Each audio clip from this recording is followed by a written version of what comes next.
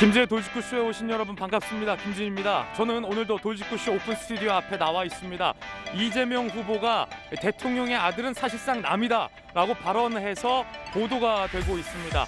부인에 비해서 아들이 영향을 주지 않는다라는 취지의 발언 같은데 일각에서는 아들을 손절하는 거냐라는 비판도 나오고 있는 상황이라고 합니다. 과연 2030 청년들은 이 발언에 얼마나 동의했을까요? 그 결과 잠시 후에 공개하겠습니다. 저는 비가 오나 눈이 오나 매일 아침 이곳에서 여러분을 기다리겠습니다. 김지의 돌직구쇼 지금 라이브로 시작합니다. 잠깐만요.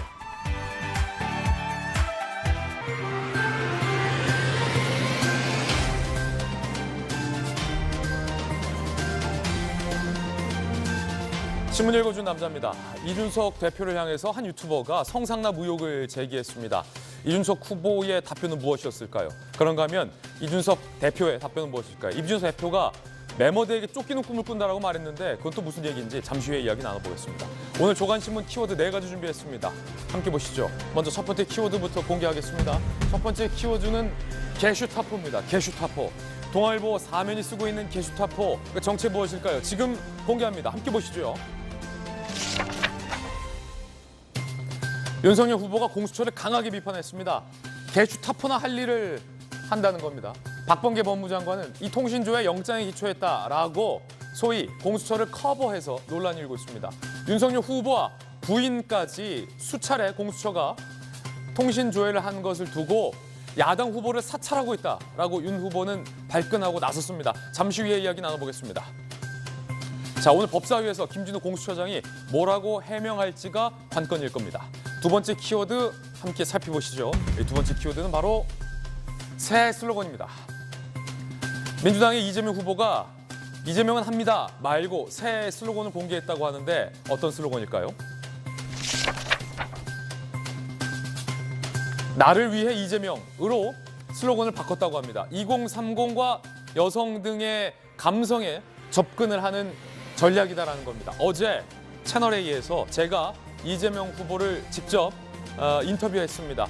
2030 청년들도 함께했습니다. 과연 2030 청년들은 이재명 후보의 이 슬로건에 대해서 발언들에 대해서 어떤 반응을 보였을까요? 제가 돌직구 질문을 던졌는데 그 결과 잠시 후에 살펴보시죠. 세 번째 키워드 공개하겠습니다. 세 번째 키워드는 바로 이겁니다. 설계 오류, 설계 오류. 어찌 보면 참 황당한 얘기인데 일단 조선일보 기사부터 함께 보시죠. 조선일보 신면 무엇이 설계 오류였을까? 발사 36초 만에 진동이 발생했다. 누리호 발사 왜 실패했는지 원인이 규명됐는데 설계에 오류가 있었다는 겁니다. 이거 예산이 얼마였는데 비행 중 폭발 안 한 게 다행이다 라는 자조 섞인 비판 목소리 나옵니다. 정부는 누리호 성공이다라고 자축했지만 기본적인 설계도 못해서 실패를 자초했다. 더 정확히 말하면 3단 발사체에 들어가는 연료 탱크를 지지해주는 고정대가 빠졌다는 겁니다. 이거 핵심 부품일까? 그렇지 않다라는 게 중론인데 왜 설계를 이렇게 허술하게 했는지 아쉬울 따름입니다. 이어서 네 번째 키워드 공개하겠습니다. 네 번째 키워드는 2주 더. 서울신문 8면에서 쓰고 있는 2주 더. 무얼 2주 더? 함께 보시죠. 4인 모임 제한 2주 연장 가능성이 커지고 있죠. 오미크론 하루 109명이 급증하고 있습니다. 현행 거리두기는 유지될 걸로 보이고 유지돼야 할 듯합니다. 감염 경로도 모르는 N차 감염이 현재 본격화되고 있기 때문입니다. 아직까지 코로나의 긴 터널을 우리는 지나고 있는 중이라는 생각이 듭니다. 터널의 끝 보이지 않습니다. 낙관해서는 안 됩니다. 신문 읽어준 남자였습니다.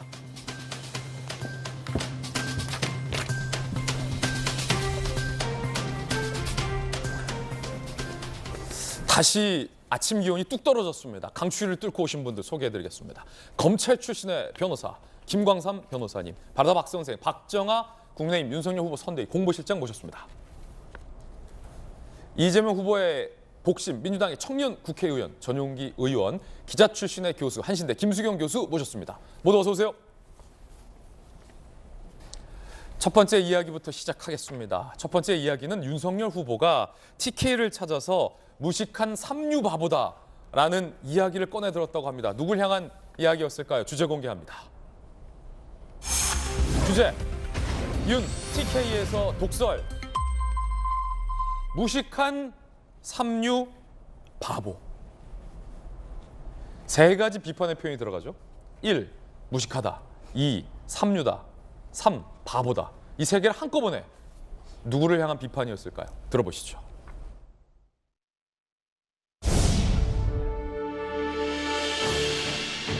무식한 이 삼류 바보들을 데려다가 정치를 해서 나라 경제 망쳐놓고 외교 안보 뭐 전부 망쳐놓고 그 무능을 이제 넘어서서 이제 뭐 사찰에 정말 가지가지 다 하는 이 무능과 이 불법을 아주 동시 패션으로 다 하는 이런 정말 엉터리 정권입니다.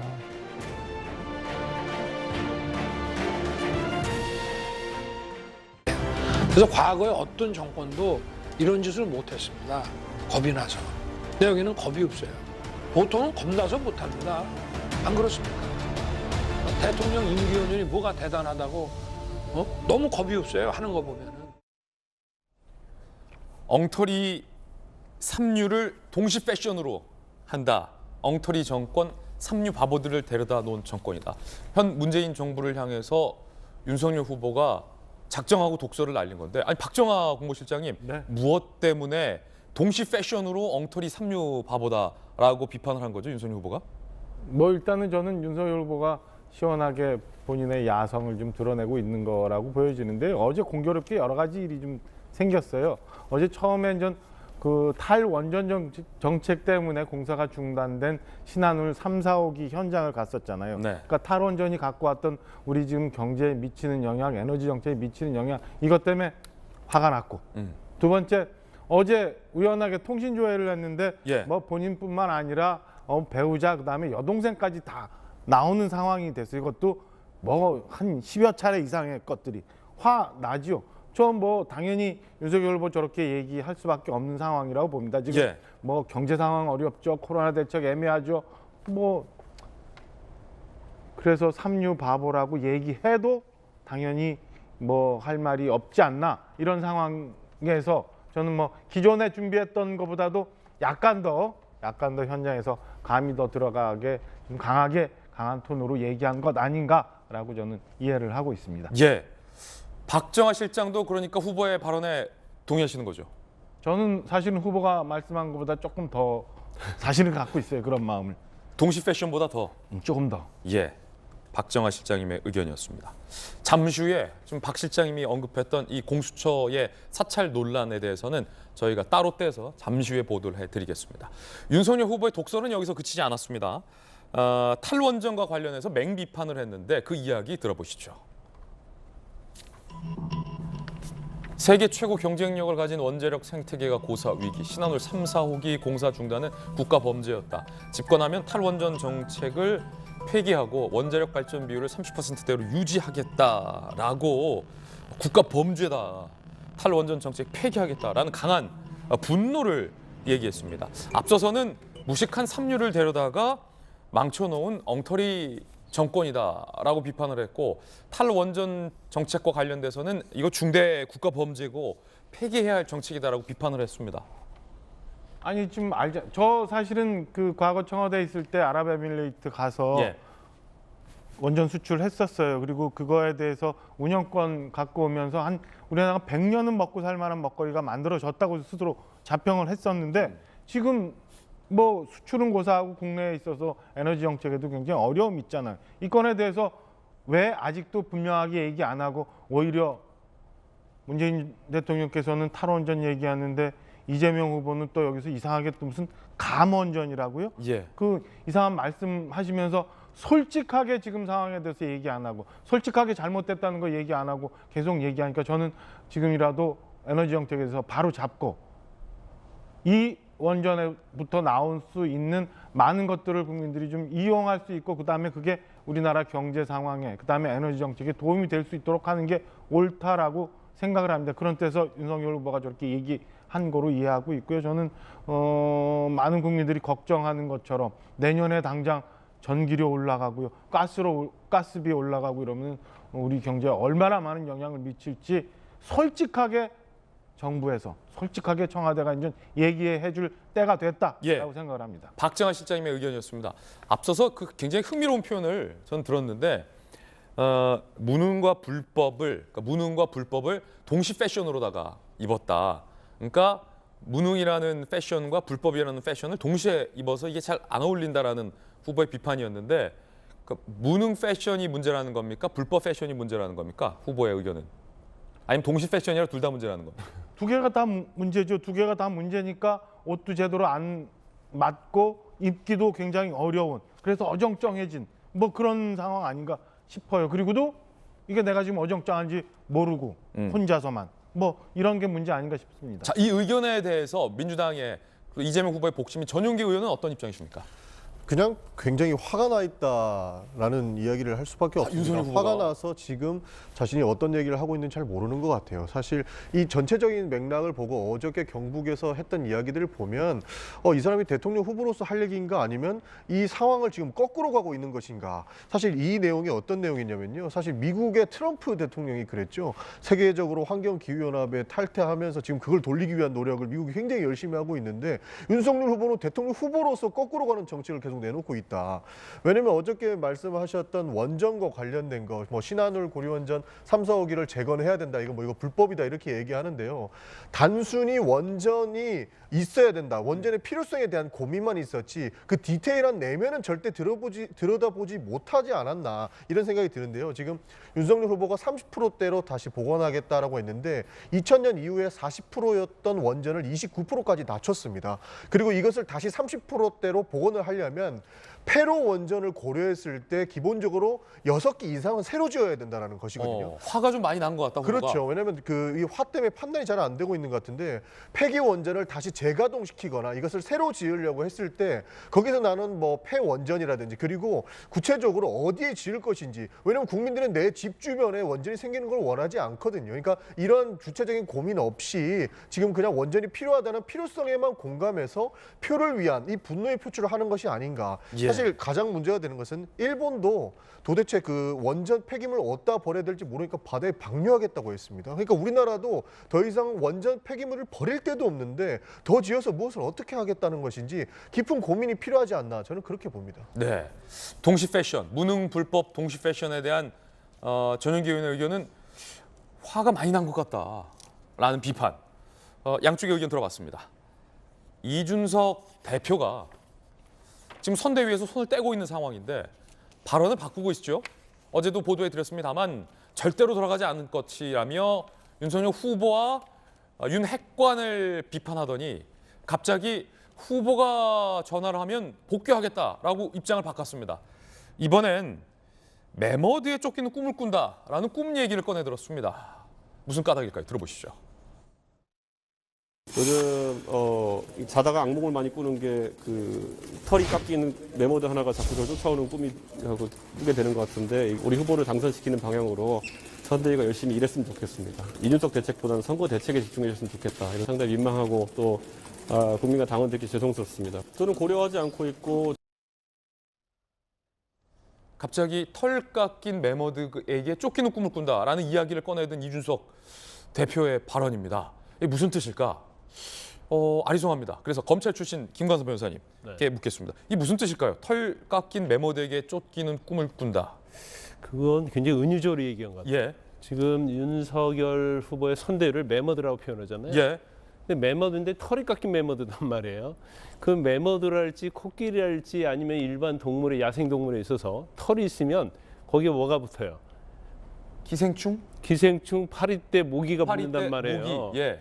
근데 이제 매머드인데 털이 깎였다는 의미 자체가 이제 털이 깎여서 그러면 파리떼가 달라붙지 않는다는 얘기인지 모르겠지만 그것보다 더 중요한 얘기는 매머드가 이제 자기를 쫓아오는 꿈을 꾼다는 거예요. 예. 그건 악몽이죠. 그러면 결과적으로 윤석열 후보의 선대위가 자기를 잡으려고 하고 있다는 말을 은유적으로 은유적으로 표현을 한 한 거다. 거예요. 그런데 제가 이제 여러 가지 방송의 어떤 인터뷰 이런 걸 전체적으로 봤는데 이준석 후보의 그런 명석한 총기, 예. 또 스마트함 예. 이런 것들이 좀 많이 흐려지고 있다 그런 생각이 들어요. 총기가 흐려졌다. 김광삼 네. 변호사님 개인 의견이에요? 선대위로 돌아가겠다 안 돌아가겠다 이 부분에 있어서도 굉장히 말이 좀 왔다 갔다 해요. 그래, 그 말은 왜 바꾼 걸까요? 그래서 뭐 윤석열 후보가 뭐 손을 내밀면 돌아가겠다고 한 거 아니에요. 예. 근데 나는 또 그런 의도가 아니었다고 얘기를 하고 다시 바꿨어요. 당무위에 협조를 요구하면 그거 하겠다는 건데 예. 당대표는 당연히 당대표로서 당무위를 해야 하는 게 맞는 거 아니에요? 예. 그래서 이제 본인 자체가 좀 굉장히 이제 사면 초과에 몰리면서 약간 어떤 판단력이 좀 흐려지지 않았나 이제 그런 생각이 들어요. 그래서 네. 왜 이런 꿈 얘기 같은 걸 할까? 꿈 얘기를 왜 했을까? 꿈이라는 건 사실 사실관계에 맞지 않아요. 예. 경우에 따라서는 물론 본인의 심정을 표현하는 방법으로 이런 얘기를 할 수 있을 것 같지만 사실 대표가 이렇게 뭐랄까 꿈 얘기하고 있다라는 게 굉장히 좀 이례적인 장면인 것 같아요. 왜냐하면 지금 꿈 얘기할 상황인가에 대해서 많은 분들이 의문을 제기하더라고요. 그렇죠. 그리고 또 이런 말 하더라고요. 이윤석열 후보의 선대위가 이준석을 잡는 그런 선대위가 안 되기를 바란다 그런 예. 얘기도 해요. 그러니까 이거 정말 어떤 생각을 가지고 하는지는 모르겠지만 예. 일단 우리가 저도 뭐 사실 이준석 대표가 당대표로 출마했을 때 굉장히 방송에 나와서 청년이 돼야 하고 정치 혁신과 개혁과 세대 교체에 대야 한다는 걸 굉장히 주장했던 사람 중에 하나고 예. 또 이준석 대표에 대해서 기대를 굉장히 많이 했던 사람 중에 하나예요. 초기에 이준석 대표 그 멋진 모습. 예. 그래서 이제 최근에 어떤 행보와 관련해서 저는 제주 갔다 울산 갔다 했잖아요. 예. 그 정도는 저는 굉장히 높이 평가를 해요. 네. 그러면 윤석열 후보가 손을 내밀어서 서로 합의했잖아요. 예. 근데 이게 또 이루어지면 윤석열 후보 입장에서 마치 이준석 대표만 뒤따라지는 후보가 될 수밖에 없어요. 그렇죠.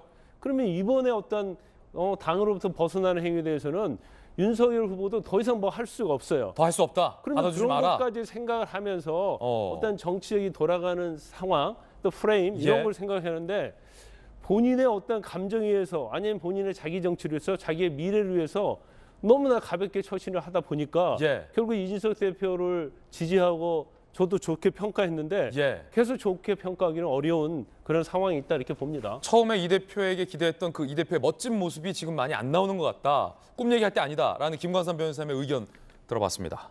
그러면 이제 공은 이 대표를 받아줄까 말까 선대위는 이런 고민을 할 수밖에 없을 것 같은데 자 그것과 관련된 보도가 나왔습니다. 함께 보시죠. 가출 두반 당대표 이준석의 버릇? 일단 신성범 전 새누리당 의원은 이렇게 비판했군요. 윤 후보 주변에서 이번에 이준석 대표 버릇 고쳐야 합니다라고 했을 것이다. 나이 든 사람들 내 동기 보면 다 그렇다. 대표 버릇 고쳐야지 언제까지 저렇게 놔둘 거야. 이런 이야기 함직하다라고 얘기를 했어요. 김수경 교수님 기자 출신이시잖아요. 가출을 한 번까지는 그럴 수 있다. 아까 김광삼 변호사님이 이렇게 얘기했어요. 그리고 같이 합의해내는 과정도 거기까지도 멋졌다. 근데 이 가출이 잦아지면 이건 당대표로서의 처신이 올바르지 않다라는 비판. 사실 많은 조간신문들도 이런 비판을 하고 있거든요. 선대위에서 윤석열 후보와는 별개로 이 선대위에서는 고민을 할 것 같아요. 받아줬다가 또 가출하면 그때는 어떡하냐. 이런 고민 함직하다라는 게 신성범 전 의원의 의견인데 김소영 교수님 어떻게 보십니까?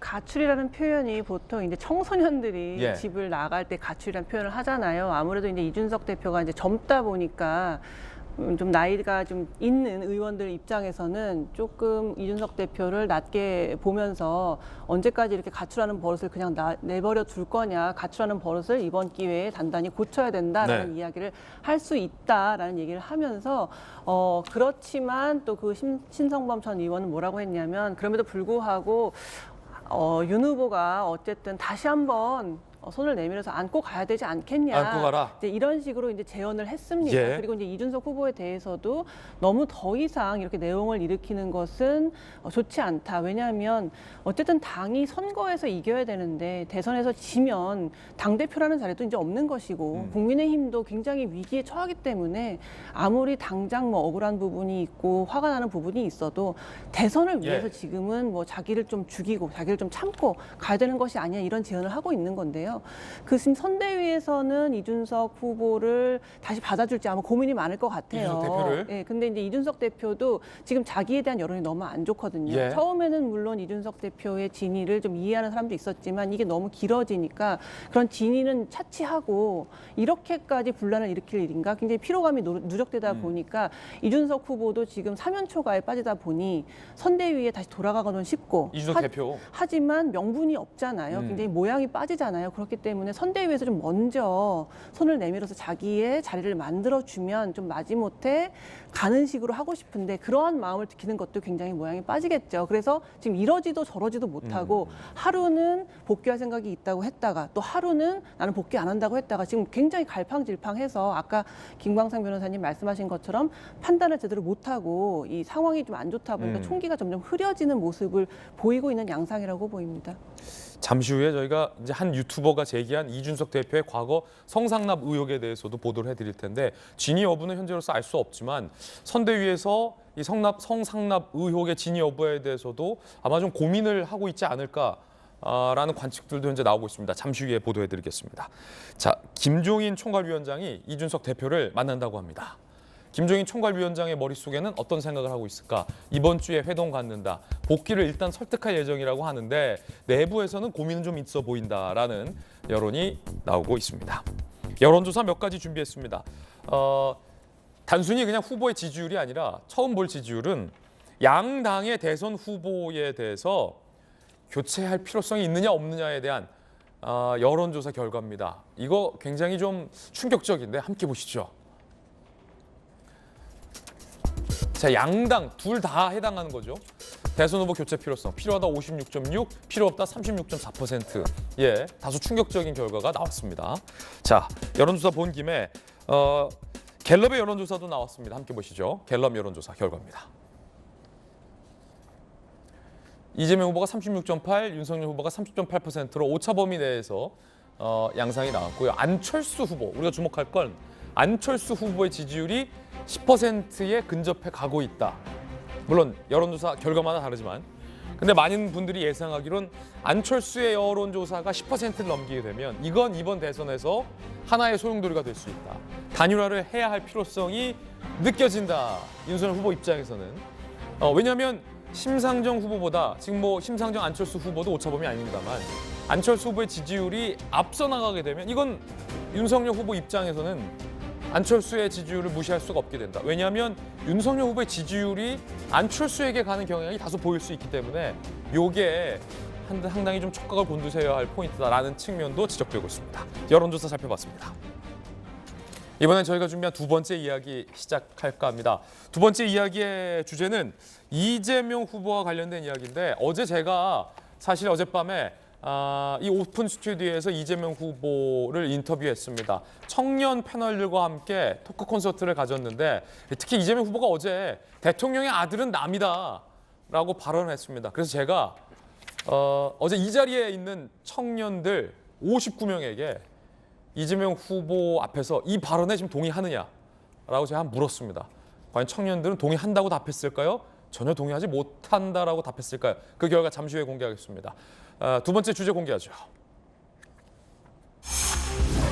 나를 위해 이재명, 부드럽게 변신 중. 이재명 후보와 민주당이 새 슬로건을 공개했습니다. 기존의 슬로건은 이재명은 합니다였는데 어떻게 바뀌었을까요? 앞으로 제대로 나를 위해 이재명으로 슬로건을 바뀌었어요. 전은기 의원님, 이게 새로운 대한민국 이재명은 합니다라는 굉장히 선언적인 힘찬 슬로건에서 앞으로 제대로 나를 위해 이재명 상당히 좀 부드러워졌어요. 네, 사실 이제 목적의 변화라고 좀 봐주시면 좋을 것 같은데요. 원래 이재명 후보가 가장 강점을 가지고 있었던 부분이 추진력이었습니다. 그래서 국민들을 위해서 대한민국을 어떻게 설계하고 어떻게 바꿀 것이다라는 추진력을 보여주는 것이 새로운 대한민국 이재명은 합니다였으면 이제는 사실 그 목적이 누구를 위해서 바꿀 것인가, 누구를 위해서 우리가 정책을 설계하고 대한민국을 이끌어 나갈 것인가에 대한 것에서 이제 목적이 조금 변화했다라고 봐주시면 좋을 것 같습니다. 사실 그 이재명 후보의 진심이기도 한데요. 정치하는 것이 단순히 그 정권 교체의 목적을 띌 수도 있겠지만, 물론 그런 것도 뭐 하나의 목적이 될 수도 있겠지만, 내가 사랑하는 사람들을 위해서, 나의 뭐 미래를 위해서 무엇을 바꾸겠다라고 하는 그 목적도 하나의 정치적 목적이 될 수 있기 때문에 예. 이재명 후보가 이제 부드럽게 나를 위해서, 내가 사랑하는 사람들을 위해서 정치를 어떻게 바꿀 것이다라는 것을 국민들께 설득하기 위해서 그 진심을 담았다, 이렇게 봐주시면 좋을 것 같습니다. 새 슬로건, 바뀐 슬로건 마음에 드십니까, 전용기 의원은? 나를 위한 정치가 있다면 처음에 이제 꿈꿀 수 있는 사회라 되지 않을까 하는 기대감에서 저는 좋다고 그렇게 평가합니다. 예, 슬로건 이야기 한번 봤고요. 이재명 후보가 김건희 씨의 사과, 윤석열 후보 김건희 씨 부인의 사과와 관련해서 이재명 후보의 장남, 이 상습 도박과 또 성매매 의혹과 관련해서 직접 사과를 해야 하는 것 아니냐라는 기자들의 질문을 받았습니다. 그러자 이 질문에 대해서 이재명 후보는 어제 대통령의 아들은 남이다, 사실상 라고 얘기를 해서 많이 보도가 되고 있습니다. 그 내용 함께 보시죠. 김건희 씨는 모습을 드러내 사과했는데 아들은? 이라는 질문에 대해서 사과를 원하니까 해줄게, 이런 건 국민들 보시기 불편한 것. 대통령 배우자는 공적 존재지만 대통령의 아들은 성년인데 사실상 남이다 라고 이야기를 했습니다. 박정아 공보실장님, 어떻게 보십니까?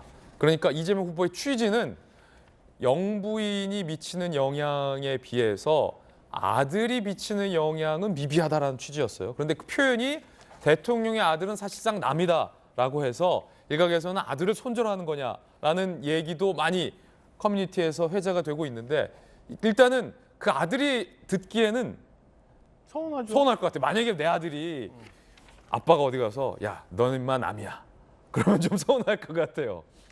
제가 사실은 그러니까 이재명 후보의 본 모습을 제대로 보여주고 있는 한 장면 아닌가 싶은 생각이 듭니다. 슬로건 그렇게 바꿨는데요.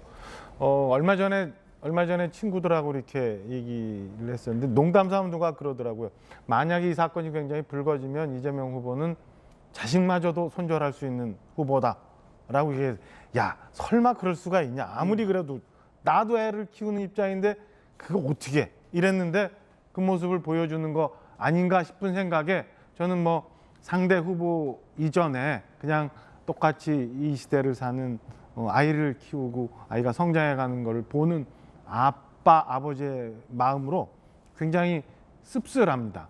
그러니까 내 목적을 위해서라면, 그리고 지금의 상황을 변화하고 넘어가기 위해서라면 뭐 자식마저도 저렇게 손절할 수 있다는 이재명 후보의 그 차가움에 저는 뭐 정치적인 의미 이전에 인간적인 면에서도 굉장히 부적절한 답변이었고, 이재명 후보의 본 모습을 제대로 보여주는 한 장면이라고 생각합니다. 제 궁금한 게, 김관선 변호사님, 과거 이제 김영삼 대통령과 김대중 대통령 모두 다 아들의 문제가 있었어요. 대통령 아들의 문제가 이 정권에 큰 영향을 미쳤던 선례가 양쪽 정부 모두에서 다 있었는데, 법적으로 아들이 더 남에 가깝습니까? 아내가 더 남에 가깝습니까? 법적으로? 그 법적인 건 없어요. 왜 촌수를 따지잖아. 이제 법적 이유로 따지면 예. 배우자는 이제 무촌이죠. 배우자는 무촌이에요. 촌수가 없어요. 아들은 일촌이단 말이에요. 예. 그러면 아들이 더 멀죠, 배우자보다는. 아, 그런 거예요? 아들이 더 그런데 먹은 거예요? 오. 좀 더 우리가 좀 깊이 들어가면 예. 우리가 이제 상당히 이혼한 부부들이 많아요. 그러면 헤어지게 되면 남이다. 배우자는 남이야. 헤어지면 근데 남이다. 아무리 재혼을 여러 번 해도 예. 아들은 아들이에요. 예. 그렇게 따져보면 아들은 정말 저승 갈 때까지는 떼어놓을 수 없는 존재다, 이렇게 볼 수가 있어요. 물론 제가 뭐 우리 이재명 후보가 손절을 하기 위해서 뭐 아들을 그렇다고 보지는 않아요. 뭐. 그러니까 취지는 손절 이런 그게 취지는 아니고 아니에요. 예. 배우자의 공적 존재가 아들보다는 훨씬 더 중요하기 때문에 배우자의 검증은 철저하게 하지만 아들의 검증은 그보다 중요하지 않다. 자, 그 발언에는 김관선 의원님 동의하십니까? 아니, 저는 어느 정도 동의해요. 왜냐하면 대통령에 미치는 영향은 배우자가 훨씬 중요하긴 맞아요. 그렇군요. 그렇지만 이걸 우열을 가릴 수는 없는데, 지금 뭐 이재명 후보는 결과적으로 윤석열 후보를 공격해야 하는 입장이잖아요. 예. 그러면 자기 아들의 어떠한 부적절한 측면보다는 김건희 씨의 어떤 그러한 여러 가지 의혹이 더 중요하다 이제 그런 걸 표현하기 위해서 한 얘기인데 예. 저거 남이라는 얘기는 사실은 맞지 않고 부적절해요. 네. 그런데 워낙 이제 그런 관념을 머릿속에 두고 얘기를 하다 보니까 예. 결국 아들이 남이 돼버린 거예요. 아들 입장에서 굉장히 서운하겠죠. 표현엔 동의하지 못하지만 취재에는 일정 정도 동의할 수 있다라는 김광선 변호사의 의견 들어봤습니다. 어제 제가 말씀드렸듯이 이 자리 저희 채널의 오픈 스튜디오에서 청년 패널 10명과 또 온라인 청년 패널 49명 총 59명의 2030 청년들이 참석을 했습니다. 이재명 후보를 제가 인터뷰하는 자리에서 제가 직접 이재명 후보 앞에서 59명의 청년들에게 아들은 남이다. 이 발언 동의하느냐라고 물어봤습니다. OX로 물어봤는데 과연 59명의 청년들은 어제 이 자리에서 동의한다라고 했을까요? 동의하지 못한다라고 했을까요? 함께 보시죠. 대통령의 아들은 사실상 남이다라고 말했습니다. 이 발언에 동의한다. OX. 하나, 둘, 셋 들어주시죠. 그 얘기는 배우자와 자녀를 비교한 거였습니다. 우리 윤석열 후보께서 배우자실을 폐지하고 배우자 역할을 아예 없애버리겠다 이렇게 말씀하셔서 그럼 배우자 문제에 대해서 사과해야 되는 거 아니냐, 뭐 아들 문제도 나와 사과해야 되는 거 아니냐 그래서 배우자는 공적 활동을 하는데 아들은 그런 측면에서는 남이다. 특히 청년의 아들 이렇게 얘기했는데 그 말을 부인할 수는 없겠죠. 자, 이 OX 결과가 안 나왔는데 피디님 이거 좀 찾아줄 수 있나요? 되시면 찾아주시고. 김수현 교수님. 다수의 답변이 동의하지 못한다 했어요. X. 그래서 이재명 후보도 그 결과에 좀 당황하는 모습도 볼 수 있었습니다. 이재명 후보의 해명까지 좀 들어봤는데 지금 이 결과가 정작 안 나왔는데 결과 한번 찾아줄 수 있으면 찾아주시고 대다수의 59명의 청년들은 아니 어떻게 대통령 아들이 남이냐라는 표현에 동의하지 못했어요. 저는 사실 전혀 동의할 수 없고 사실 맥락이 무엇이었는지 의도가 무엇이었는지 상관없이 그 어떤 상황에서도 자기 자식을 남이라고 말할 수 있는 사람이 몇이나 될까요? 저는 그렇지 않다고 봅니다. 특히나 이제 우리나라 사회는 어쨌든 자식이 뭔가를 잘못해도 부모가 굉장히 그것에 대해서 송구하게 생각하는 문화잖아요. 그동안 장제원 의원이 아들이 계속 뭐 사고 내고 뭐 경찰 폭행하고 해서 그럼 왜 장제원 의원이 이렇게 사과해야 했습니까? 왜 민주당에서는 공격했나요? 그리고 아들이 남이면 장모는 그럼 뭐 외계인입니까? 그러니까 장모에 대해서도 엄청나게 공격했잖아요. 윤석열 후보에. 아들이 남이라는 건 사실 전 좀 충격적이었어요. 아무리 정치가 비정한 것이라고 해도 어떻게 아들을 남이라고 이야기할까? 두 번째로는 이 퍼스트 레이디가 굉장히 중요하다는 얘기 많이 하잖아요. 공적 활동을 많이 하게 되고 남편을 대동해서 뭐 외교도 하게 되고 한다고 하는데 저는 뭐 이 후보가 누구냐에 관계없이 평소에 이 퍼스트 레이디의 역할을 줄여야 된다고 생각을 합니다. 왜냐하면은 일단 지금 우리나라 1인 가구가 40%가 넘어요. 즉 아내 없는 남자들이 많아지고 있고 남편 없는 여자들이 많아지고 있다는 이야기거든요. 지금 뭐 이혼 가정, 한부모 가정 이런 사람들은 그럼 대통령 후보로 나왔을 때 어떻게 외교를 해야 될까요? 메르켈 총리는 그러면 남편이 뭐 외교를 따라다니지 않아서 독일의 큰 외교력에 공백이 생겼습니까? 그렇지 않잖아요. 특히 그렇기 때문에 아내가 뭔가 있어야 특히나 정숙한 아내가 있어야 외교를 할 수 있고 그것도 어떤 전통적인 의미의 외교가 아닌 비전통 영역의 뭐 문화라던가 아니면 뭐 K푸드, 뭐 김치 이런 외교를 아내가 담당해야 된다는 이런 어떤 발언들 자체가 저는 굉장히 부적절하고 배우자의 어떤 역할이나 자리를 통해서 이 대통령직이 온전히 수행될 수 있다라는 이런 시선 자체가 굉장히 시대에 뒤떨어진 발상이라고 저는 생각합니다. 자, 이 OX 결과에 대해서 전용기 의원의 또 입장도 한번 들어봐야 될 것 같아요.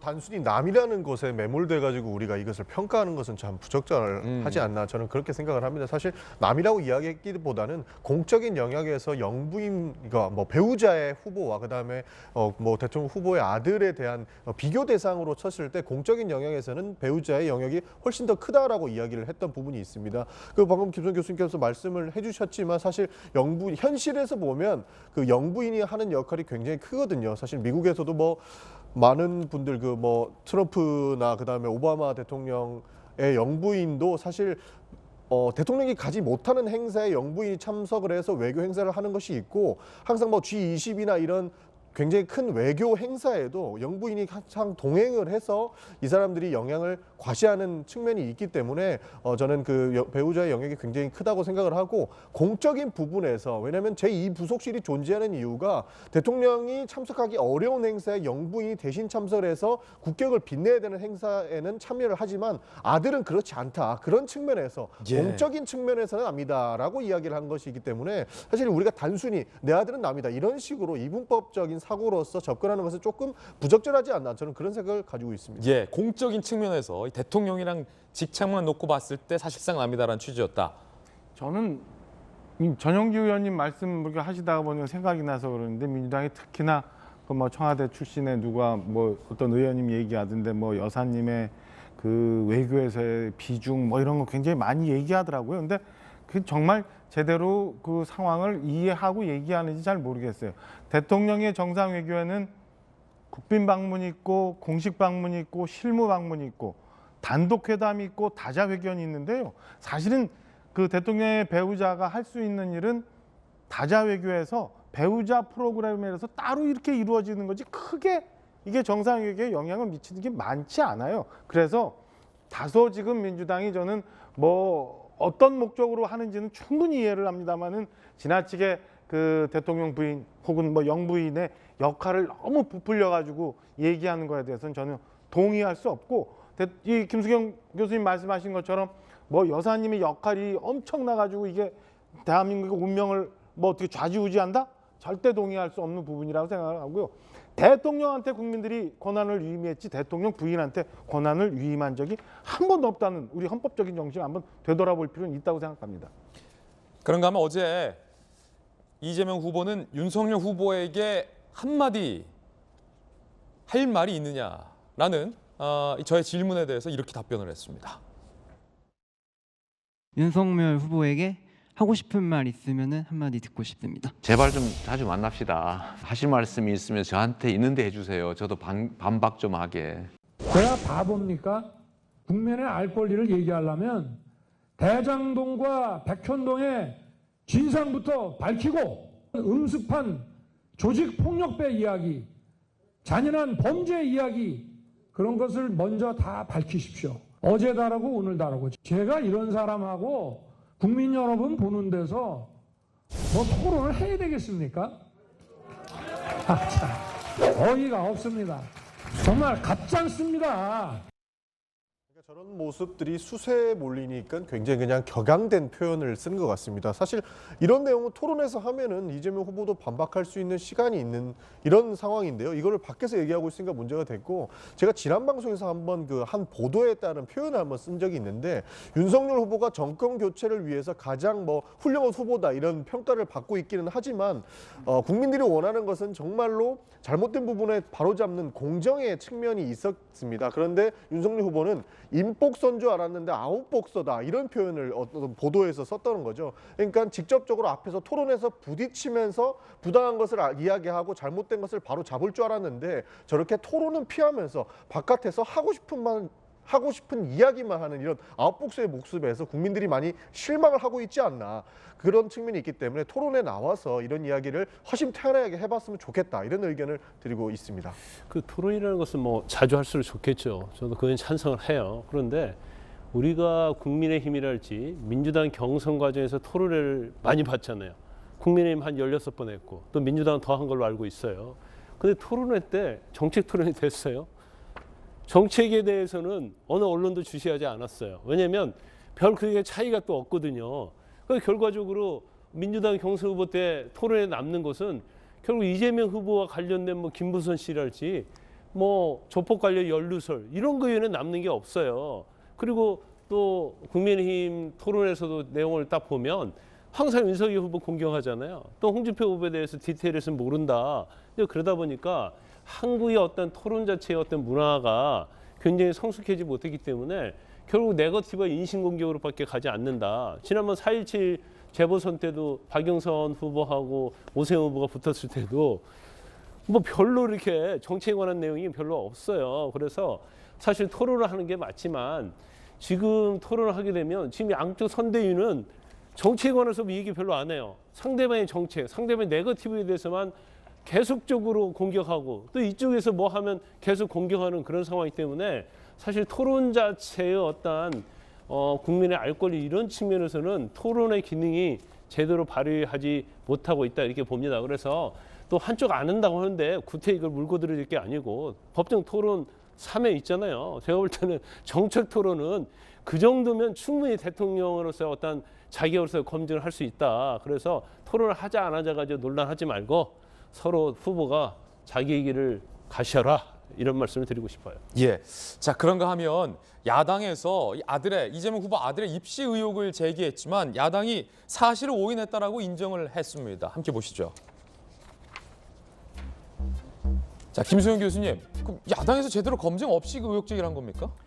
그런 것으로 보입니다. 어쨌든 사실관계가 굉장히 틀린 부분이 있었거든요. 이 야당에서 당초 얘기하기로는 이재명 후보의 장남이 뭐 삼수 끝에 어떤 수시 특별 전형으로 고려대에 입학했다고 했지만 사실관계를 확인해 보니 재수를 했고 또 수시 특별 전형이 아니라 일반 전형으로 들어간 것으로 밝혀져서 이런 좀 사실관계에 착오가 있었던 것으로 나타나고 있습니다. 그리고 차남의 경우에도 야당에서는 고려대 경제학과에 들어갔다고 했지만 알고 보니 경제학과가 아니라 정경대학 행정학을 나중에는 결국 선택한 걸로 알려졌는데 그렇다 보니까 국민의 입장에서도 착오가 있었다라고 이제 인정을 한 셈이고요. 더불어민주당에서는 지금 사과하라고 이제 아주 공세를 펴고 있는데 이게 지금 입시 비리 같은 경우에 워낙에 예민한 문제이긴 하지만 또 그만큼 굉장히 구체적인 근거가 없이 함부로 얘기할 수 있는 부분은 아니거든요. 그런데 좀 국민의힘 쪽에서 좀 실수를 하지 않았나 이런 생각도 들고 사실 예. 장남 같은 경우에 이제 불법 도박 의혹도 있고 뭐 성매매를 했냐 안 했냐 이런 의혹도 있어서 사실 그것만으로도 굉장히 지금 치명적인 어떻게 보면은 이재명 후보에게 타격을 줄 수 있는 사안임에도 불구하고 오히려 그 외에 확인되지 않은 의혹을 함부로 이야기해서 오히려 그런 성매매나 뭐 불법 도박 얘기는 죽고 국민의힘이 무조건 사실관계도 확인하지 않고 이재명 후보 죽이기 위해서 이런 식으로 아무렇게나 말한다.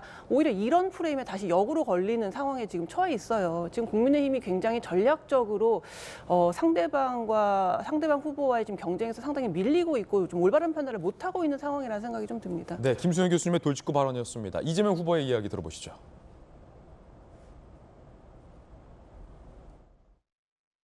없는 사실로 그 흑색 선전을 하는 게 너무 많아졌습니다. 저의 아들이 무슨 부정 입학을 한 게 아니냐. 정말로 황당한 얘기인데 다 1등급들이거든요. 다 정당으로 들어가는데 그걸 막 조작을 해가지고 공부도 못했는데 이게 이상하게 들어간 걸로 이렇게 막 공격을 하다 오늘은 사과는 안 하고 잘못했다고 인정했더라고요. 이재명 후보께서도 이야기해 주셨지만 사실 다 정상적인 루트로 들어갔는데요. 기본적인 사실관계도 하나도 확인하지 않고 이렇게 타격만을 위해서 이렇게 흠집내기만을 위해서 이런 정보를 사실 허위 사실을 유포를 했다라고 저희는 그렇게 보고 있습니다. 사실 그 기자회견을 통해서 국민의힘에서 이야기를 했는데요. 66명, 67명이 되는 의원들이 공동으로 서명을 하고 기자회견을 했습니다. 그러니까 국회의원들이 얼마나 국민의 대표성을 띠고 있는지 충분히 인지하고 있는 분들임에도 불구하고 무조건 흠집내기만을 위해서 이렇게 타격만을 위해서 허위사실을 유포하는 것에 대해서 심각하게 유감을 표명할 수 밖에 없는 그런 예. 상황이고요. 사실 오늘 30일이죠. 오늘 저희가 고발 예정으로 저희가 그 이야기를 해놨습니다. 사실 이 부분도 저희가 고려를 해서 추진할 수 있다 이렇게 말씀드리고 싶습니다. 전용기 의원의 의견 들어봤습니다. 1월 5일, 그러니까 다음 주 수요일이죠. 1월 5일, 다음 주 수요일 밤 9시 20분에는 역시 동일한 방법으로 윤석열 국민의힘 후보와 함께 제가 토크 콘서트를 진행합니다. 1월 5일 9시 20분, 수요일 밤 9시 20분 윤석열 후보와 함께하는 토크 콘서트도 많은 관심 부탁드리겠습니다. 이번엔 저희가 준비한 뜨거운 소식들입니다. 3가지 준비했는데 어떤 소식일까요? 자, 첫 번째 뜨거운 소식의 실루엣의 정체를 공개하겠습니다. 함께 보시죠. 이준석 대표와 강용석 변호사 서로 법적 공방 양산까지 결국 갔습니다. 유튜버죠. 강용석 변호사가 이준석 대표가 과거에 성상납을 대전에서 2차례 받았다라는 의혹을 연일 제기하고 있습니다. 이에 대해서 이준석 대표는 관련된 수사 내용을 들어본 적 없다라며 결국 강용석 변호사 등을 고소를 했습니다. 그런데도 이 강용석 변호사는 오히려 고소를 반기는 분위기입니다. 도대체 어떻게 가고 있을까요? 함께 보시죠. 자, 강용석 변호사가 국민의힘의 윤리위원회에 성상납 의혹 이준석 대표를 오히려 제소를 했습니다.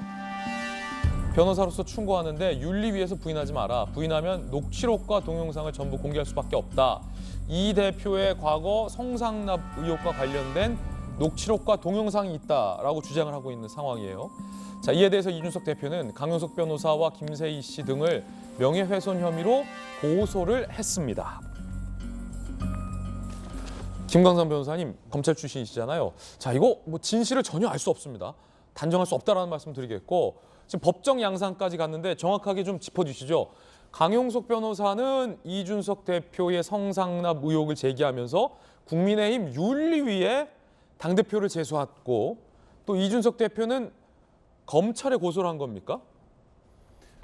그 이제 고소는 이제 경찰에 했는지 검찰에 했는지 그건 뭐 아직 나오지 않았어요. 그런데 아마 경찰에 고소를 했을 거예요. 경찰에? 예. 왜냐하면 수사권 검경 수사권 조정으로 인해서 대부분의 고소 사건이 경찰 수사를 하고 또 검찰에 고소를 한다 할지라도 이제 경찰로 내려 보내거든요. 예. 그래서 경찰은 이제 고소했을 가능성이 크다 이렇게 보는데 윤리위에 제소했다는 것은 굉장히 좀 이례적이네요. 그렇죠. 일단 뭐 당 윤리위원회 제소를 했는데 아마 강용석 변호사가 이제 당원인지 아닌지 모르겠어요. 그런데 네. 한 2만여 명 그 가로세로 연구소를 굉장히 추종하는 그런 분들이 있거든요. 그 중에서 뭐 아마 당과 관련된 사람이 있어서 윤리위원회에 성상납 의혹과 제소를 했는데 주장은 그런 것 같아요. 2013년도에 대전에서 뭐 성납, 그 뭐 법적으로 하면 성매매 이런 걸 했다 이런 취지인 것 같은데 이준석 대표 굉장히 이 부분에서 강력하게 대응하고 이제 부인을 하고 있죠.